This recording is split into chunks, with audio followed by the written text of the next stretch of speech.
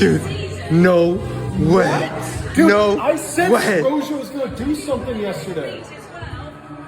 Oh!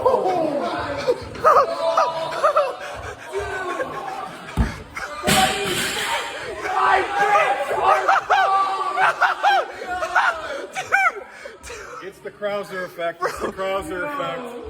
The goat only trains goats. The goat only trains goats. All right, I need you to lock in for 30 seconds.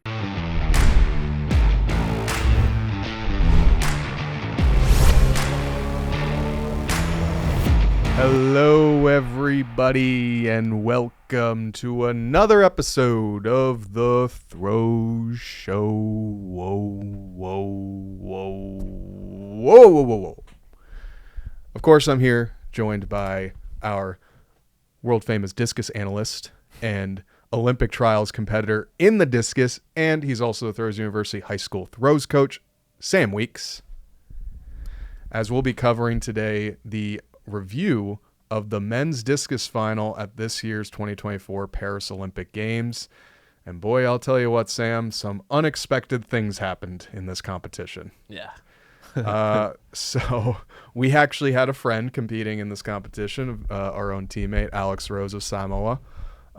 We were hoping, maybe for some better results from Alex. I'm sure he's reflecting on it right now, but he's in good spirits. It looks like he walked away getting 12th here in the final. Hope to see him back potentially at next year's Worlds. He was dealing with some injuries this past year, so fully understand where he's at, and we expect to see better from him in the future and, more from him in the future. Great guy. If you ever have a chance to meet Alex Rose, make sure you walk up to him, say you know him. One of the nicest dudes you'll ever meet on the planet. But as far as the actual competition, we had you can't call it a minor upset. I think you could call it a major upset. Roja Stona of Jamaica walks away the Olympic champion and the Olympic record holder as Alekna, the son of the previous Olympic record holder, Alekna, who did have the Olympic record for maybe about 10 to 15 minutes from his dad, getting second place. And then you have the most consistent discus thrower possibly at every major, Denny out of Australia, getting the bronze. So, Sam, just kind of take me through, what were your thoughts during this competition as it was happening, your general thoughts from the performance of most of these athletes? I think one thing I'll say before we get into that is just guys, we need to look at these results. 8th place was 66.55. This makes it the deepest discus competition in the history of the sport. Mm-hmm. Sam, just take me through, what were your thoughts as just one discus thrower to another, watching people that you've competed against perform at the games? I mean, like you said, this competition was super competitive. I think, we all kind of thought this is Alekna's meet, and, it was looking like that for sure. He opened up at 68.55, and it was just okay, that is a big toss. And then, we saw Christian Che open up pretty well. So we okay, he's, definitely within the, medal contention at that point. And then we just, as we were watching it, we just saw so many different athletes, hit these big tosses, and the lead changes were going back and forth. And it was super exciting, watching Denny go 69 on his second attempt. It's Denny came to play. And then, Alekna going 69.97 on his second attempt, establishing the Olympic record at that moment. And it was all right. I think we all kind of just thought all right, this is Alekna's meet. He went 69.97 on his second attempt. He broke the Olympic record. And to be honest, on that toss, the discus was fluttering a little bit. So it wasn't the perfect toss. When I saw him release it and the disc came out of his hand, I was that's a bad toss.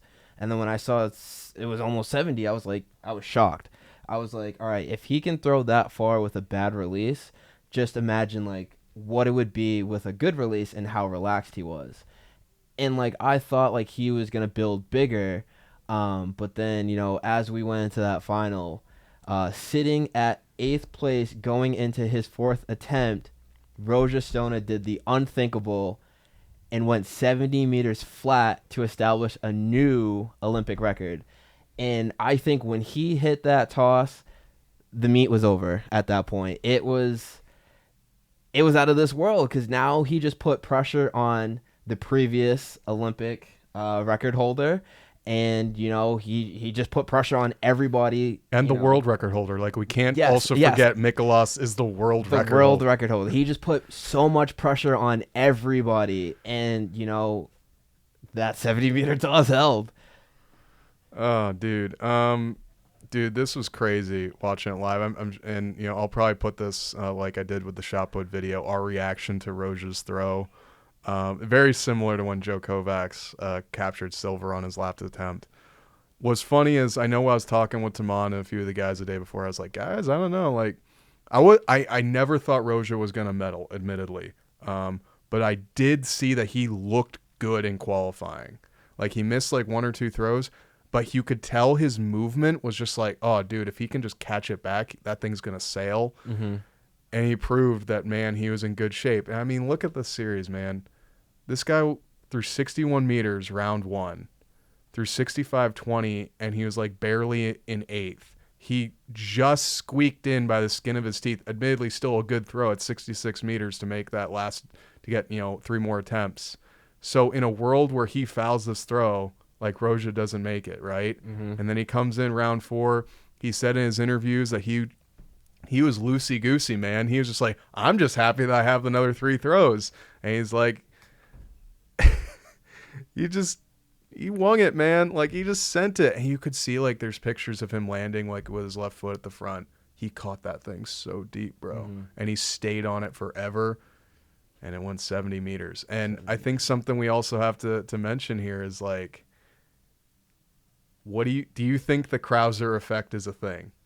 Because I don't know if we've ever seen this in a championship where you have an athlete who's coaching another athlete, and that athlete also won an Olympic title at the same competition. Mm-hmm. So it's a crazy story because Ryan Crouser coaches him. He won his 3rd Olympic gold like 3 days earlier, and then he coaches another athlete to an Olympic gold. Yeah. How do you think Crouser has had an effect on Roja's training this year and leading to this mark? I mean, absolutely. Having the GOAT of shot put as your coach obviously, speaks volumes. And, like, when we think about technique, like, Ryan Crouser is someone who understands, the ins and outs of the rotational technique. Yeah.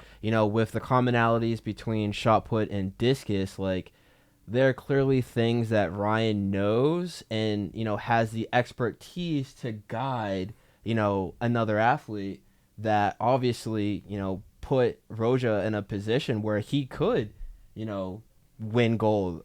And, like, we saw it. Like, yeah. Ryan, like I said, he has that expertise. He has that knowledge. And, like, I'm pretty sure Roja was talking about in one of his interviews, he was like, yeah, like, I just talked to Ryan and he was like, yo, just, like, stay relaxed. Just do what we've been doing and it will come. And it did. So, like, obviously having someone like that, supporting you, like, you're on top of the world. So we've been talking about the top 2 quite a bit in Roja and Mikolas, but, like, we can't not talk about Matthew Denny.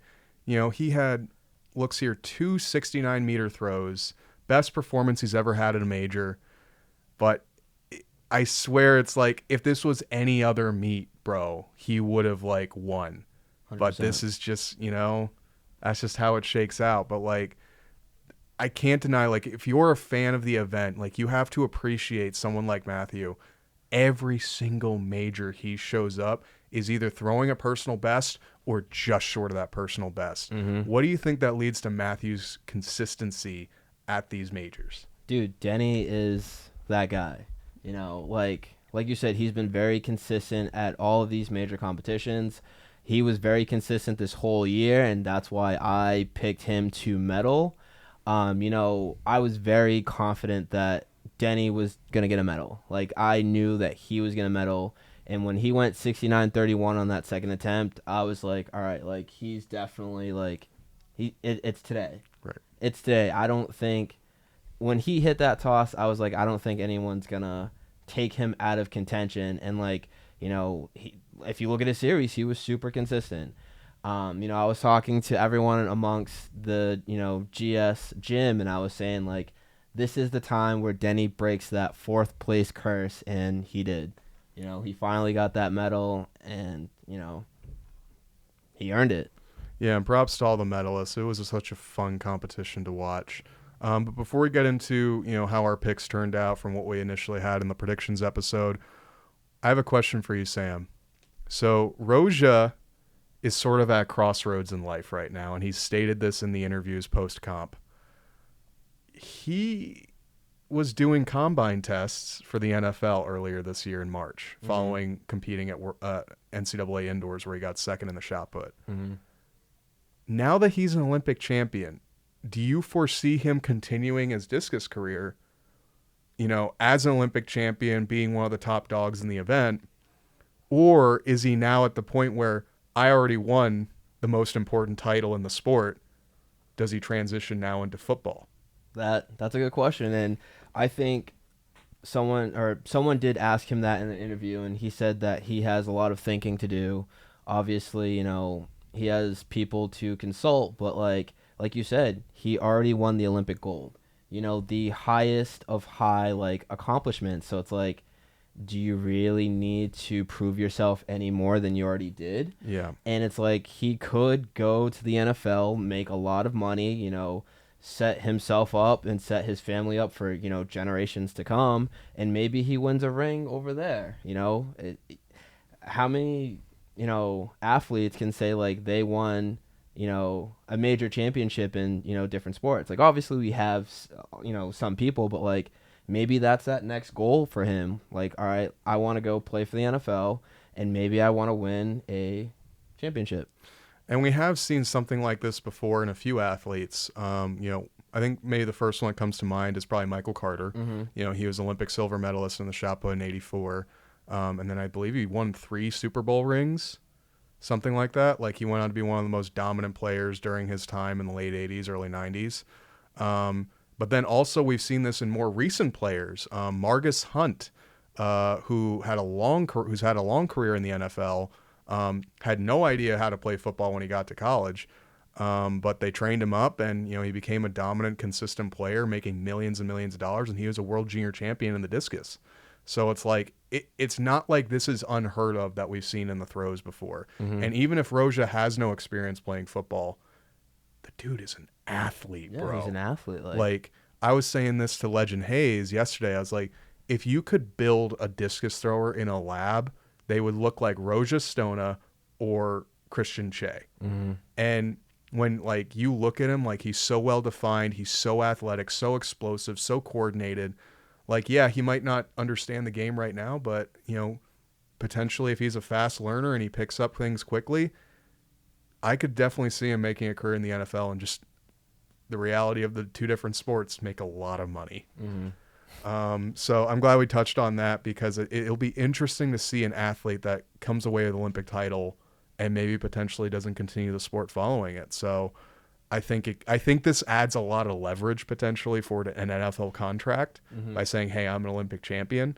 So we'll see. And, major props to Stona, all the medalists, for what they did. This was an incredible competition. And just everybody in the comp, everyone was throwing far. 6th place through 67 meters. Come on.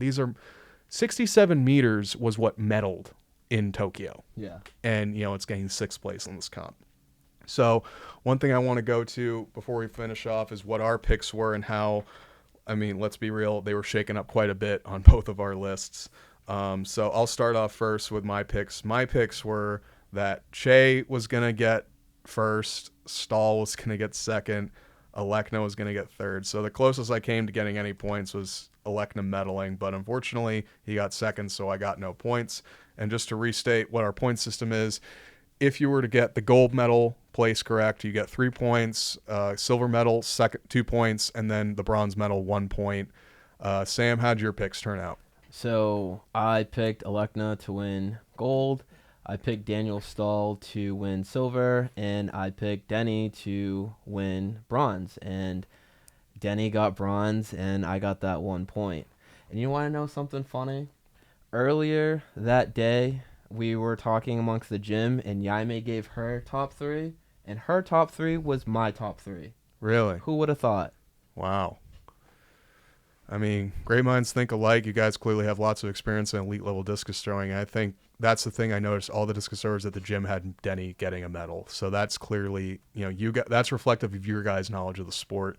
And despite maybe not being in the top results when you look at like the betting odds, Denny was ready to perform, which he did. So let's do a brief overview, Sam. Brief review. Where are we at in terms of placing between you and I in terms of the point totals? Okay, so currently you have 6 points, and are we talking overall or within? But we have yet to cover women's hammer, so before women's hammer. Okay, and currently I have 12. So good work, bud. Right now, I'm definitely ahead, but you never know what happens. We have a few more events, and guys, if you want to become a better thrower, you're already in the right place. It's Throws University. We got programs, we got books, we got technical analysis from this guy right here, one of the top throws coaches in the United States. Make sure if you want to become a better thrower, head over to throwsuniversity.com. So until next time, peace. peace.